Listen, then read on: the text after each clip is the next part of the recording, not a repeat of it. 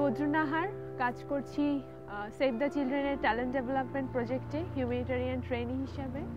আমার host organisation Dhaka Ahsania mission. Humanitarian trainee হিসাবে মূলত ইমার্জেন্সি রেসপন্সে কিভাবে আমরা কার্যকরভাবে কাজ করতে পারি সেই কৌশলগুলো আমরা শিখছি।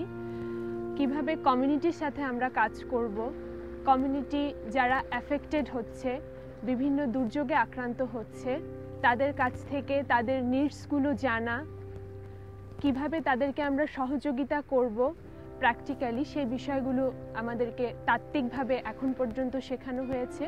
আমরা বিভিন্ন সিমুলেশনের মাধ্যমে শেখার চেষ্টা করেছি এই বিষয়গুলো।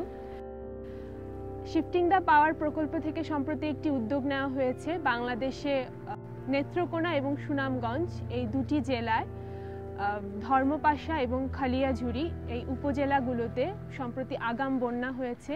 শিফটিং দ্য পাওয়ার যেটি লিড করছে ক্রিশ্চিয়ান এইড এবং আরও কিছু ন্যাশনাল অর্গানাইজেশন এখানে কাজ করছে। সম্মিলিতভাবে 17 জনের একটি টিম করা হয়েছে এবং যারা এখানে এসেছে দুর্যোগ আক্রান্ত মানুষদের প্রয়োজন জানার জন্য, যেটাকে আমরা নিডস অ্যাসেসমেন্ট বলে থাকি। আমি যখন তাদের কাছ থেকে তাদের নিডসগুলো জানার চেষ্টা করেছি, আমার মাথায় যেটা ছিল সেটা হচ্ছে কোর হিউম্যানিটেরিয়ান স্ট্যান্ডার্ড, ওইটাকে ফলো করে তাদের সাথে কথা বলা, তাদের কাছ থেকে তাদের নিডসগুলোকে জেনে নেওয়া। এখানে নিডস অ্যাসেসমেন্ট করতে এসে আমি যখন কমিউনিটির সাথে কথা বলছি, ফোকাস গ্রুপ ডিসকাশন করছি, তখন কমিউনিটি আমার কাছ থেকে জানতে চাইছে আমি তাদের জন্য কি সহায়তা নিয়ে এসেছি, আমি তাদেরকে কি দিতে পারবো। এটি ছিল আমার একটা বাস্তব অভিজ্ঞতা এবং সেই মুহূর্তটিতে তাদের ডিগনিটি বজায় রেখে তাদেরকে না করে দেওয়া যে এই মুহূর্তে আমি আপনাদের জন্য কোনো সহযোগিতা নিয়ে আসিনি, আমি এসেছি আপনাদের নিডসগুলো জানতে, যাতে সেগুলোকে সঠিক জায়গায় উপস্থাপনের মাধ্যমে আপনাদের জন্য আমি সহযোগিতা নিয়ে আসতে পারি।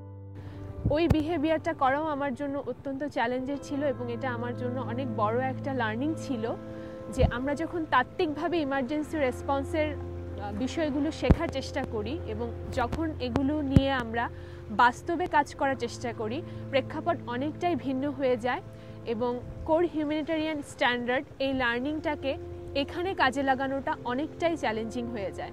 এই প্রথম অভিজ্ঞতা আমাকে আসলে সেই বিষয়টি শিখতে অনেক বড় একটা সাহায্য করেছে।